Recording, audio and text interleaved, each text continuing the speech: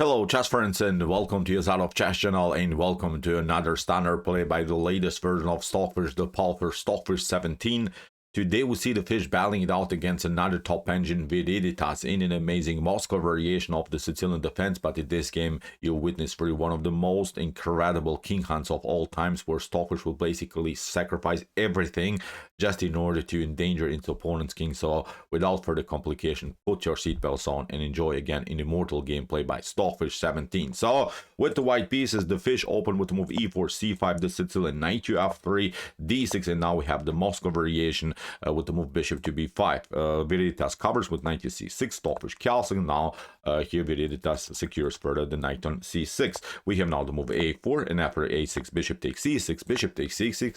We have reached really interesting position already, where Stockfish gave up the bishop pair in an early stage of the game, but of course Stockfish relies here simply on the space advantage with the move d4, also with the lack of development by black, because black still needs to, I don't know, to play many moves with the bishop, with the king, with the pawn, just in order to put the king into security. So Stockfish after bishop to c6 continues with rook to e1, of course defends now the pawn. We have e6 by Viridithas, and now in move 8 we have already a beautiful theoretical novelty by the fish. Stockfish prepares here sort of a Marozy bind idea, where you place your pawns on c4 and e4, and then of course after potential d4, knight to d4, you would have this common Marozy bind setup, where you have of course a beautiful space advantage, but of course also great activities in the center of the board. After knight to f6, knight to c3, first protected, and now after normal development here by black, now finally the fish continues with aggressive ideas here in the center. We have c takes d4, and now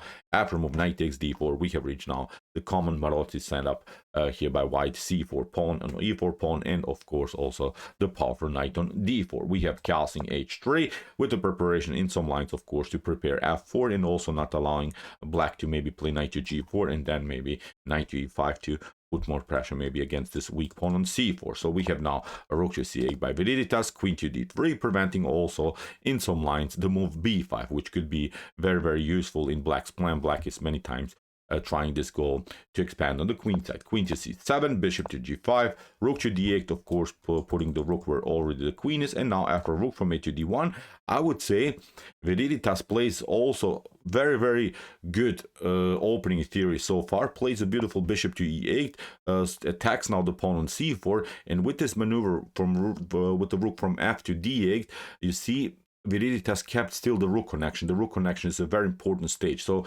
it would be a mistake maybe here in the beginning to play rook to d8, and then you couldn't have this other rook on this file. So really good opening theory so far. The rooks are connected, the bishop stays active on this side of the board. Black continues the game with the bishop pair, and is of course in some lines preparing the move d5. The move d5 would be then the liberating line here for black, but Stockfish is not allowing any counterplay so far. Plays now b3, protects the pawn, queen to c5, and now bishop to e3,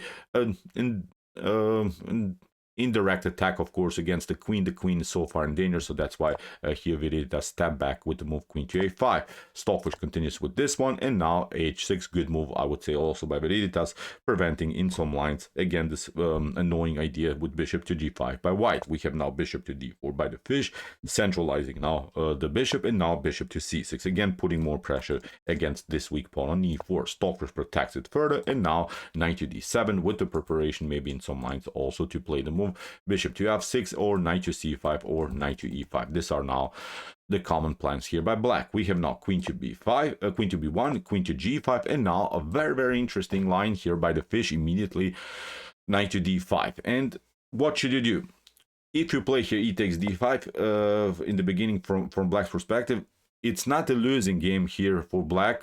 Still, white will of course get the pawn back, the bishop back here on c6, but then after knight to f5, I think that's the issue. That's the problem. The knight becomes really unpleasant piece here. It controls the center of the board. Many weaknesses, I would say, here in black's camp. So Viridithas, that's why it didn't take out here the knight on d5. Played first of all bishop to f8, got out of this tactical mess on the e file. If something clears, of course, on the e file, then the bishop could be in danger. So that's why after bishop to f8, we have bishop to e3. Stockfish attacks the queen, queen to g6, knight to f4, and again we have a repetition of moves. And now for the third time, Stockfish decides decides to play a powerful move also. I really like this move, a5, beautiful positional move, which is not allowing any counterplay here by black on the queen side with potential b5 moves. Rook to b8, here Viridithas puts more pressure again indirectly against the queen. If something clears again on the b file, then the queen could be in danger. Stockfish gets out of this mess, knight to c5, hitting again this pawn, and now rook to e2, rook from d to c8, king to h2, improvement of the king. Stockfish is not rushing here, and after queen to h4, now Stockfish goes for the beautiful plan. Stockfish simply attacks now the weakness on d6, but still this pawn on d6 is protected. So far, it's really a beautiful positional game where basically white and black are trying to improve their pieces all over the board. After move b6, we have a takes b6, and now rook takes b6.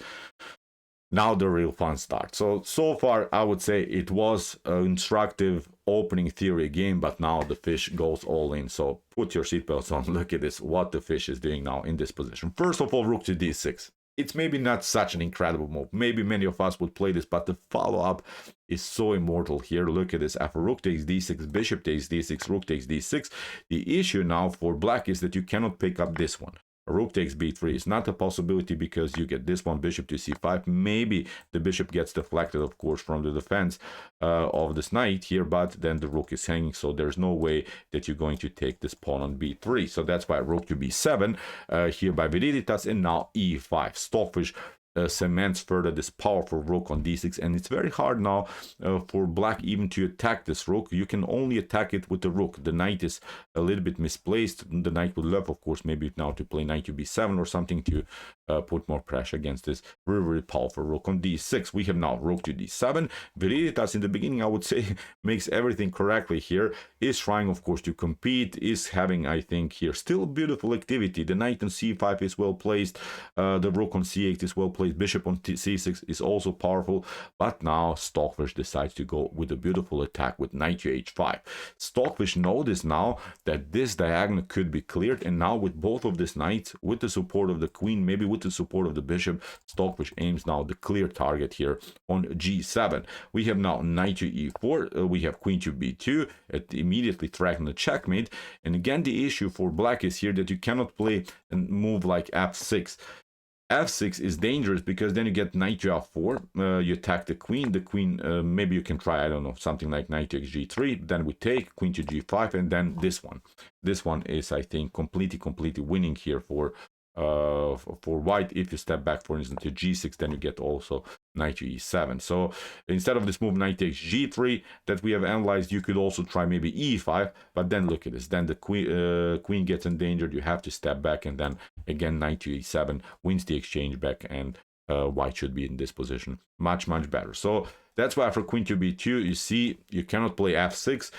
Here knight to f6 had to be played by Viridithas, and it seems so that black is holding now this position, that black is protecting everything because the queen is connected to the knight here on f6. It seems so that nothing dramatic can happen, but now the Stockfish engine plays an immortal knight takes g7. Really wild stuff. After king takes g7, bishop to d4. Now the knight is attacked. You cannot move the king, of course. King to g6 by Viridithas, trying to get out of this tactical mess on the dark squares, but now Stockfish plays bishop takes f6. Stockfish noticed now an immortal, beautiful king hunt idea. After queen to f6, now queen to c2, and the issue is now you cannot step back to h7 because of the attack of the queen, and you cannot step back to g7 because of knight to h5, the royal fork. So after queen to c2, here Viridithas is forced now to play king to g5, but now you see the king gets towards our side of the board, and the king gets more and more endangered. Although Stockfish is down a whole rook, Stockfish created here immortal tactical sequence. Stockfish continues now with a beautiful queen to d2, king to g6, queen to d3, getting the queen closer with the zigzag motif, king to g5, and now a beautiful h4. Again, decoying the king towards our side of the board. That's the main rule of the king hunt. When you play king hunt, you're always trying to get your king towards the side, our side of the board, maybe to the 4th rank, 3rd rank, to the 2nd rank, even on the 1st rank, if it's possible. So you're not allowing here your opponent to get back into the game. If the king moves, for instance, to g7, then the game is over here for white. After h4, we have now king takes h4, and now queen to e2, immediately threatening checkmate on h5. What should you do? There are now many options, which I've analyzed at home in this particular position, very complicated position. If you try here, maybe king to g5 to escape, then this one is coming. Queen to h5, you have to play king to f4, and now you play a calm king to h3. You improve the position of the king, and there's no good check by black. And now the huge threat is queen to g4. If you try, for instance, queen to e5 to trade off the queens, then you get queen to g4, immediately a checkmate. One of the ideas that can be as a defensive approach is actually even the move a5. I'm telling you about this a5 move because there is also a different positional threat here in black's position. This wasn't all played in the game, but I really wanted to show you here after this queen to e2 what could be here black's defensive idea. So as I said, after king to g5 we get this one, then king to h3, and even if you try a5, which stops white's progress here with b4, b5, then you get this one, d7. Look how crazy this tactical sequence is. d7 actually deflects now the bishop from a very, very important diagonal. For instance, if you try bishop to d7, all of this was pretty much forced. All of this was beautifully calculated here by the fish. After bishop to d7, then queen to f3, king to e5, and now queen to c3. Again, you have the problem. You cannot get to the f5 square, and then the queen is lost, and of course the game is lost for black. Really, really crazy stuff. So here, instead of this move bishop to d7, you could try, of course, rook to d8. You don't have to pick up the pawn, but then queen to c5, which is a very, very dangerous idea. Now we attack the king again on dark squares. You're trying maybe queen to e5 to defend it, but now queen to e7, and even if you try rook to d7, look at this. Again, this checkmate idea is working. For instance, instead of this move a5 or queen to e5 that we have discussed, you could also try rook to g8, which is actually even the suggested line here by my Stockfish engine at home. Then you play d7. Again, you're trying to deflect this bishop. We have seen it previously. If you play something like this, then the bishop gets deflected from the f3 square, and now you again have this beautiful tactic with queen to z3. Even if you don't pick up now this pawn on d7, if you try here maybe bishop to b7, then queen to c5, again with some threats of queen to e3, you're trying to defend this, but now a new check, and now we can pick up this piece. We can also then afterwards promote. It's again game over here for black. So you see, after here queen to e2, there's nothing that can be done. Really, the king is cornered here, and here that's why Viridithas tried queen to g6, tried of course to defend this h5 pawn, but now Stockfish continues with queen to e5. Still there is a threat. So far black is holding this position, so far black is defending, but there is always this threat of queen to h5 checkmate. So that's why black's queen is paralyzed, black's queen is neutralized, black's queen cannot move from the square. And you don't have, of course, also the move queen to f5 because the knight on g3 is holding this. So really incredible tactics here. Queen to g5 was played by Viridithas. Seems, of course, like a logical idea, but now queen to d4. Stockfish repeats here a couple of moves, but now after queen to g5, Stockfish picks up now the pawn on f7, and it prepares, of course, to push the pawn on d7. And again, the queen is neutralized. Again, the queen the position didn't really change. Again, you cannot move the queen anywhere because you get queen to h5 checkmate.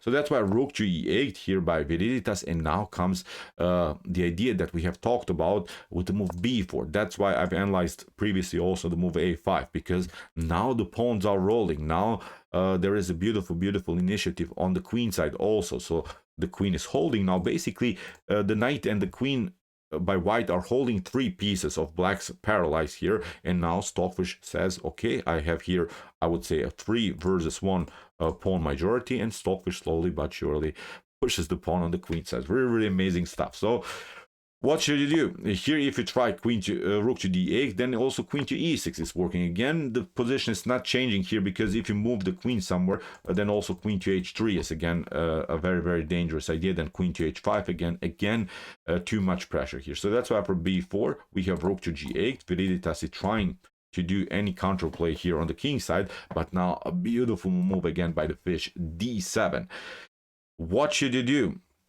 Now again with the black pieces, if you try here a5, to somehow dismantle this queen side, then of course we play b5, and then after bishop to d7 we can pick up here the piece a4, then we pick up further pieces, and now even in some lines queen to h3 can happen. Of course black doesn't have necessarily to play the game like this, but I wanted to show you there is always a checkmate threat, and the material is also now in white's favor because white gained many pawns in this tactical sequence. So actually even in this line it's not working, so even a5 is not the optimal plan here for black. So after I move d7, rook to d8, here Viridithas is trying to hold his position, but now beautiful b5, very wild stuff. After a takes b5, c takes b5, what should you do? If you try here bishop to d5, if you ignore this idea, then b6, simply pushing the pawn further. The position is again paralyzed now that when the pawns are rolling here, again it's a messy game here for black. What could you do? Also, you can pick up the pawn on b5, then knight to e4 is coming into the game. You maybe try this one, then we can play g3. If you try king to g4, even in some lines, for instance, a beautiful checkmate with f3 could happen. So look at this amazing position that Stockfish created. Maybe instead of this move rook to d7, you could try, I don't know, queen to f5. You don't want to, of course, maybe play the game like this, but then queen to e7. We can even pick up here the rook. You can pick up the piece, but now f3, for instance, is working. So nothing is really possible here for black to defend. So immortal attack here by Stockfish 17. So that's why here after c takes b5, bishop takes g2 was here Viridithas' idea to somehow create at least some kind of a weakness in front of white's king. But now king takes g2, queen to d5 check, Stockfish escapes, and now king to g4. Even if you try here queen to g5, then queen to e6, again we just grab a pawn, and again it should be game over. Even if you try queen to f4, then king to g2, improving the piece, and here again we're pushing. The knight is always a good defender against your opponent's queen. Actually the knight is the best defender when your opponent is attacking you with the queen. So here in this sequence is again game over for black. So after king to h2, king to g4 was played by Viridithas, but now Stockfish plays a beautiful f3, decoys now the queen to the square, delivers a new check, attacks now the king, and now Stockfish could have also taken here immediately the rook on d8, but first of all the check, of course, and then king to e3, queen takes d8, and look at this, the knight on g3 is holding now the position. You don't have even the opportunity to deliver just one tiny little check here against white's king. So the knight on g3 is holding the h5 square and also the e2 square. So it's obviously game over. Viridithas is trying to battle. Stockfish improving now the position of the king. And here Viridithas made maybe even a mistake in the end, allowed here the fork. Stockfish promoted new queen, and after a couple more moves, it was a beautiful check with two queens on the board. Oof. This was epic. This sacrifice, this king hunt was such a devastating idea. Let's go back.